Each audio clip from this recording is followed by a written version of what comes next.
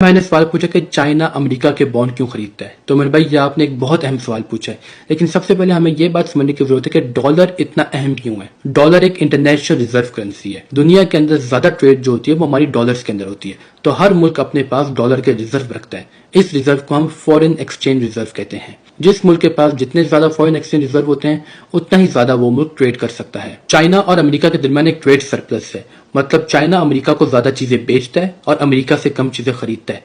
China की export America को बहुत ज्यादा है और अमेरिका से इंपोर्ट चाइना बहुत कम करता है। तो अमेरिका से चाइना के पास डॉलर ज्यादा आ रहा है और चाइना अमेरिका को कम डॉलर दे रहा है। तो इस सूरत हाल के अंदर चाइना के पास फॉरेन एक्सचेंज रिजर्व जो है वो बहुत ज्यादा है। चाइना एक एक्सपोर्ट इकोनॉमी है, मतलब चाइना दुनिया को ज्यादा सामान बेचता है। तो चाइना अपनी करेंसी जो कि युआन है उसको आर्टिफिशियल तौर पे चाइना डीवैल्यूएट करता है। जितना ज्यादा चाइना अपनी करेंसी को डीवैल्यूएट करता है उतना ही ज्यादा चाइना को ये एक्सपोर्ट एडवांटेज इंटरनेशनल इकोनॉमी के अंदर मिलता है। अब यहाँ पे एक और बात समझने की जरूरत है कि चाइना के पास डॉलर बहुत ज्यादा है, बल्कि चाइना के पास कैश बहुत ज्यादा है।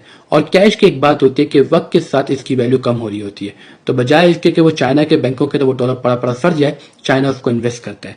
चाइना अमेरिका के बॉन्ड खरीदता है। इससे चाइना को दो फायदे होते हैं। पहला फायदा ये कि चाइना उस पैसे से अमेरिका के बॉन्ड खरीदता है। चूंकि अमेरिका एक स्टेबल मार्केट है, अमेरिका की इकोनॉमी बहुत स्ट्रांग है, तो चाइना को हर साल उस बॉन्ड के ऊपर इंटरेस्ट पेमेंट आ रही होती है। दूसरा, इंटरनेशनल मार्केट के अंदर ऑयल की ट्रेडिंग जो होती है वो डॉलर्स के अंदर होती है। तो चाइना के पास जितना ज्यादा डॉलर होगा उतना ही ज्यादा चाइना तेल खरीद सकता है और उतना ही ज्यादा चाइना अपनी इकोनॉमी को बढ़ा सकता है। तो बेसिकली ये वो वजह है जिसकी वजह से चाइना अमेरिका का बॉन्ड खरीदता है। और आखिर में एक और बात कि इंटरनेशनल इकोनॉमी के अंदर ये बहुत ही अहम बात है। एक मुल्क जो होता है वो किसी दूसरे मुल्क को कर्जा देता है, उससे कर्जा लेता है, उसके बॉन्ड लेता है, उसको बॉन्ड वापस करता है।